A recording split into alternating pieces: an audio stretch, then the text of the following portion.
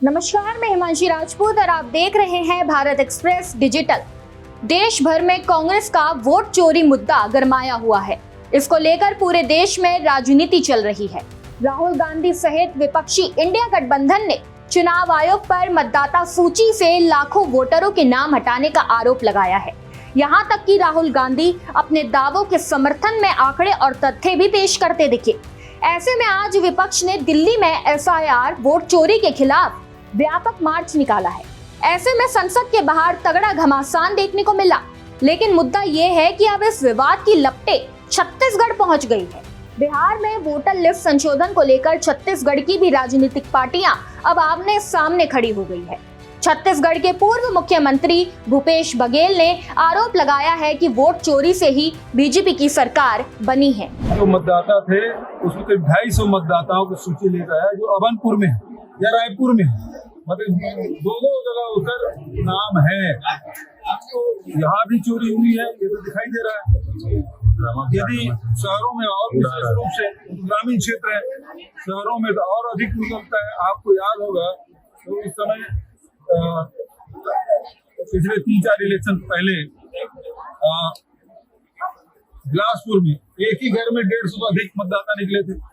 भिलाई में एक क्वार्टर में 86 लोग थे। तो शहरों में इस प्रकार की शिकायतें यही है और भारतीय जनता पार्टी पुराना खेल है। और राहुल जी ने सही पकड़ा है कि फर्जी मतदान, एक जगह एक आदमी कई जगह नाम, और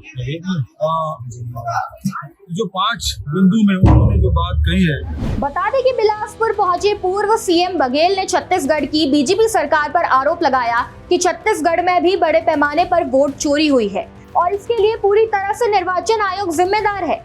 उन्होंने कहा कि राहुल गांधी ने ठोस सबूतों के साथ प्रेस कॉन्फ्रेंस की थी जिसने पूरे देश में हलचल मचा दी। कांग्रेस नेता बघेल ने ये भी दावा किया कि बीजेपी ने छत्तीसगढ़ में चोरी के वोटों के सहारे ही सरकार बनाई है। वहीं पूर्व सीएम भूपेश बघेल की इन बयानों पर कुरूद के भाजपा विधायक और पूर्व मंत्री अजय चंद्रकार ने पलटवार करते हुए कहा कि अगर गड़बड़ी है तो बिहार की तरह पूरे प्रदेश की मतदाता सूची का पुनर्निरीक्षण होना चाहिए। श्री भूपेश बघेल जी को यदि कुरूद के मतदाता सूची में कोई गड़बड़ी मिली है, जहां से मैं विधायक हूं, तो मैं बिल्कुल मांग करता हूं इस बात की कि पूरी मतदाता सूची का, छत्तीसगढ़ की पूरी मतदाता सूची का बिहार की तरह गहन पुनर्निरीक्षण होना चाहिए और भूपेश बघेल जी को भी इसका समर्थन करना चाहिए। और छत्तीसगढ़ में गड़बड़ी के आरोप लगाने के पहले, क्योंकि वो कांग्रेस के राष्ट्रीय पदाधिकारी हैं, उनको ये पहल सुनिश्चित करना चाहिए कि कांग्रेस शपथ पत्र दे निर्वाचन आयोग में, कांग्रेस ईमेल का जवाब दे, कांग्रेस बिहार की मतदाता सूची का जो प्रथम प्रकाशन हुआ है उसमें आपत्ति ले। उसकी हालत यह है कि पूरे बूथ लेवल जो एजेंट होते हैं बीएलओ, वो सभी बूथों में बिहार में नियुक्त नहीं कर पाई है, उसकी संगठन क्षमता नहीं है। इन बिंदुओं पर कांग्रेस क्यों चुप है?